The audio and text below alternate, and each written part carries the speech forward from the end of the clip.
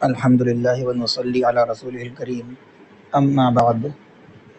پچھلے سبق میں ہم لوگوں نے مد کے بارے میں تھوڑا بہت جانا تھا، مد کے احکام وغیرہ ہم نے جانے تھے کہ مد جائز کیا ہوتا ہے، مد واجب اور مد لازم یہ سب کیا ہیں، ہم نے یہ جانا تھا۔ اب آج کا جو سبق ہے وہ اس بارے میں ہے کہ مدوں کو جب الگ الگ طرح کے مد ہوں، ایک ساتھ آ جائیں، تو ان میں ان کو کھینچنے کے جو صحیح طریقے ہوتے ہیں وہ کیا ہوتے ہیں، ہم یہ جانیں گے کہ اگر مد متصل اور مد منفصل ساتھ میں آ جائے، یہ الگ الگ طرح کے ہیں، انہیں میں ساتھ میں پھر مد لازم بھی ہو، یا اگر یہ نہ ہو تو جو اور الگ الگ طرح کے مد ہوتے ہیں، اگر مد عارض اور پھر اس کے بعد لین عارض یا پھر لین لازم، ان میں سے کوئی مد اگر ساتھ میں آ جائے تو کیا کرنا ہوگا، کس طرح سے ان کو پڑھا جائے گا، اور صحیح طریقے کون سے ہوتے ہیں، ہم یہ جانیں گے۔ سب سے پہلے ہم بات کرتے ہیں اس میں کہ دو چیزیں ہوتی ہیں، کہ کیا کیا چیزیں ہوتی ہیں جو کہ صحیح طریقوں کو بتاتی ہیں۔ پہلا تو ایک تو یہ ہوتا ہے کہ مساوات ہو، اور دوسرا ہوتا ہے کہ قوی جو ہو، یعنی جو زیادہ مضبوط ہو، وہ ضعیف والے سے، معنی کمزور والے سے بڑھا ہوا نہ ہو۔ یہ دونوں کنڈیشن ہیں، اگر یہ دونوں شرطیں پوری ہوتی ہیں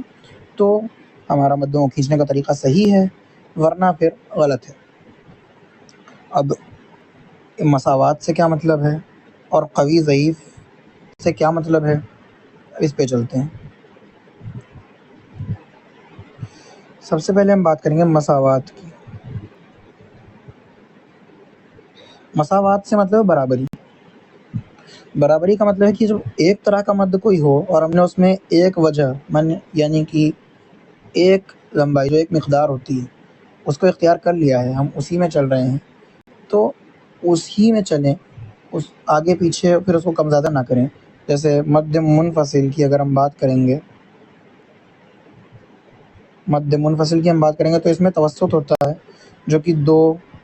2.5 یا پھر 4 الف کے برابر ہوتا ہے۔ اب کہیں پر اگر 3-4 مد منفصل ایک ساتھ آ گئے، 2-3 آ گئے، جیسے سورہ نساء کی آیت میں ہے لا الہ الا ولا الہ الا، یہ ایک آیت ہے، میں نے آپ کو پڑھ کے بتائی، تجوید سے اس کو میں نے نہیں کیا ہے، بس پڑھ کے بتائی کہ آیت ہے، اس میں مد منفصل بھی ہیں، مد متصل بھی ہیں۔ ابھی صرف مد منفصل کو اگر ہم دیکھیں تو 3-4، اس میں 2-3 مد منفصل تھے، 4 مد منفصل تھے، 2 متصل تھے۔ اب کیونکہ مد منفصل میں 2 الف بھی جائز ہے، 2.5 الف بھی جائز ہے، اور 4 الف بھی جائز ہے، تو ہو سکتا ہے کہ کوئی بندہ ایسا کرے کہ ان 4 میں سے ایک میں 2 کرے، دوسرے میں 2.5 کرے، کسی میں 4 کر لے، یا پہلے میں 4 کرے آخری میں 2.5 کر لے، ایسے وہ مد منفصل کو ملائے، یہ کر سکتا ہے، تو یہ غلط ہے، یہ مساوات نہیں ہے۔ مساوات یہ ہے کہ اگر ہم نے ان میں سے کوئی ایک لے لیا ہے، اگر ہم نے ان میں سے کسی ایک مد منفصل میں 2 الف کر دیا ہے تو ہم سب میں 2 کریں گے۔ ایسا نہیں ہے کہ ایک میں ہم 2 کریں، ایک میں 2.5 کریں، ایک میں 4 کریں، نہیں، جتنی دیر تک پھر ہم پڑھ رہے ہیں، جتنی دیر تک ہماری قرأت چل رہی ہے، اس میں ہم کو ایک ہی وجہ کو اختیار کر کے رکھنا ہے۔ اگر ایک کو 2.5 کر لیا تو باقی سارے مد منفصل 2.5 الف ہوں گے، ایک کو 4 کر لیا باقی سارے بھی 4 ہوں گے،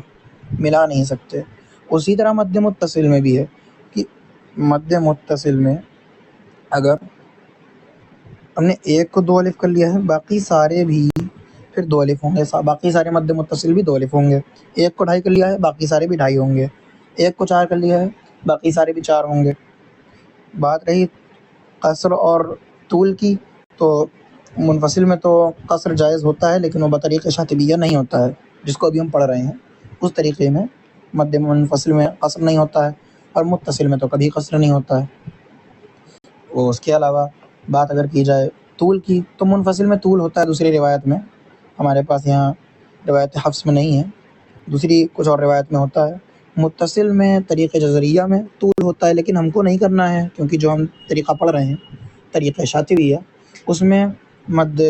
متصل میں اور منفصل میں دونوں میں ہی توسط ہے. ایک اس کی مثال میں اور دے دوں کہ مان لیا مد لازم ہے، اس میں طول ہوتا ہے جو کہ 3 یا 5 الف ہوتا ہے. تو جتنے مد لازم آئیں گے آپ کے پڑھتے میں، آپ کو سب میں اگر آپ نے ایک میں 3 الف کر لیا جیسے والا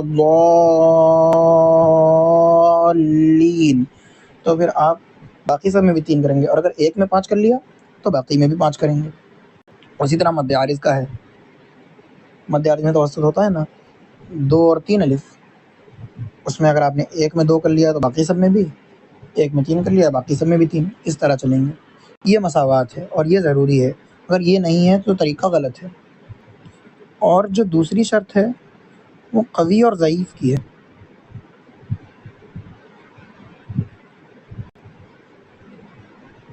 قوی اور ضعیف کی ہے، یعنی کہ اگر ہم نے ایک مد کو لے لیا، ٹھیک ہے، اگر ہم نے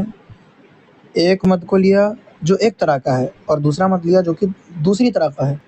تو ہمیں ایک تو یہ معلوم ہونا چاہیے کہ ان میں زیادہ مضبوط کون سا ہے. مثال کے طور پر ہم نے مد متصل لے لیا، مد متصل لے لیا، اور اگر ہم نے مد منفصل لے لیا، یہ 2 مد ہیں، مد منفصل لے لیا، تو ان میں جو مد متصل ہے وہ مضبوط ہے. اور اگر وہیں ہم نے مد لازم اور متصل کو لے لیا تو لازم متصل سے بھی زیادہ مضبوط ہے. سب سے مضبوط مد لازم ہوتا ہے، اس کے بعد مد متصل آتا ہے، ٹھیک ہے، اور مد منفصل ان دونوں سے کمزور ہوتا ہے. تو اگر آپ اس طرح سے ملا رہے ہیں مد کو، یہ متصل اور منفصل بھی ایک ساتھ آ گئے، تو منفصل میں بھی 2 ڈھائی اور 4 جائز ہے، اور متصل میں بھی 2 ڈھائی اور 4 الف جائز ہے. اب اگر کوئی بندہ ایسا کرے کہ منفصل لے لے 4 الف اور متصل کو لے لے 2 یا ڈھائی الف، تو ایسی صورت میں مد متصل مد منفصل سے چھوٹا ہو جائے گا، یا پھر ہم یہ کہہ سکتے ہیں کہ مد منفصل مد متصل سے بڑا ہو جائے گا، بڑھ جائے گا. اور مد منفصل جو ہے وہ ضعیف ہے، کمزور ہے مد متصل سے، اور ضعیف کو اگر قوی پر ترجیح دے دی جائے، مطلب اس کو بڑھا دیا جائے، تو یہ طریقہ غلط ہوتا ہے. یعنی کہ آپ مد منفصل کو مد متصل سے نہیں بڑھا سکتے، ہاں اس سے کم رکھ سکتے ہیں، برابر رکھ سکتے ہیں. کہ مد منفصل میں اگر آپ نے 4 الف لے لیا تو مد متصل میں بھی 4 لے سکتے ہیں،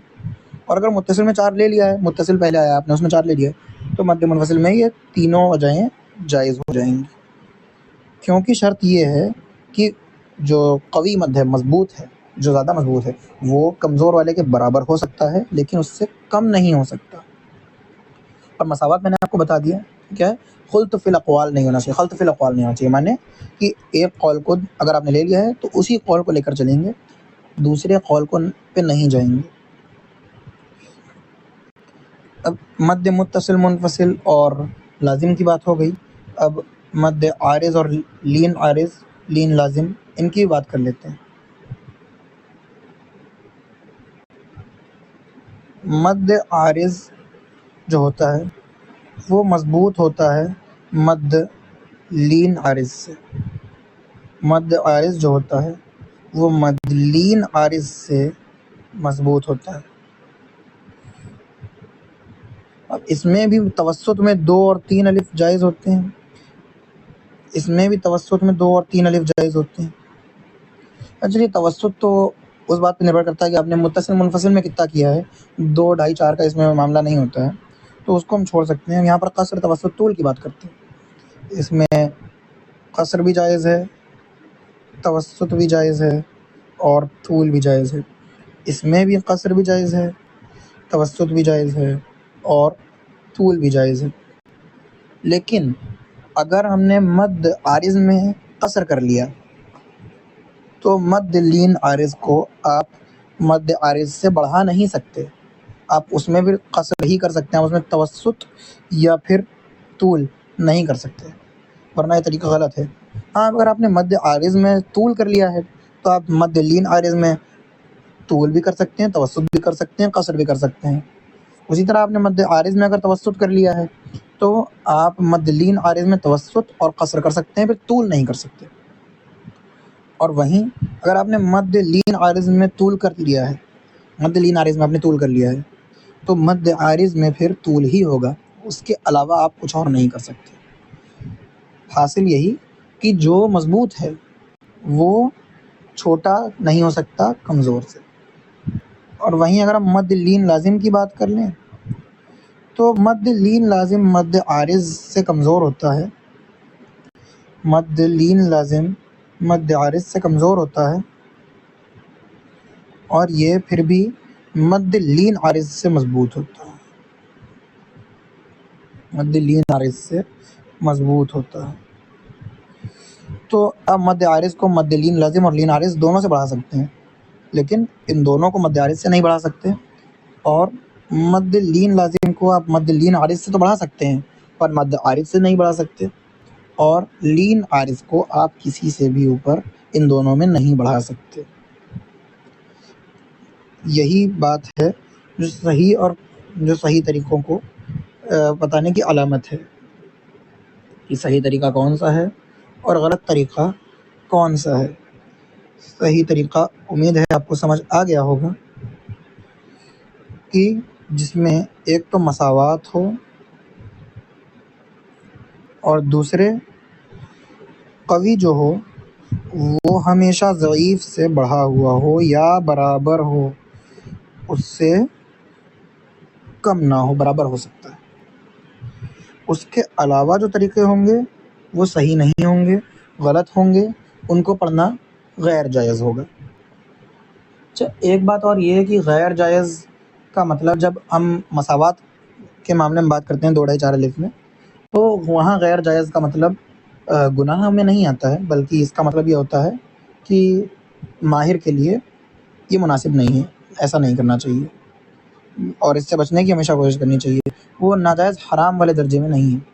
امید ہے آپ کو آج کا سبق سمجھ آیا ہوگا۔ السلام علیکم ورحمۃ اللہ وبرکاتہ۔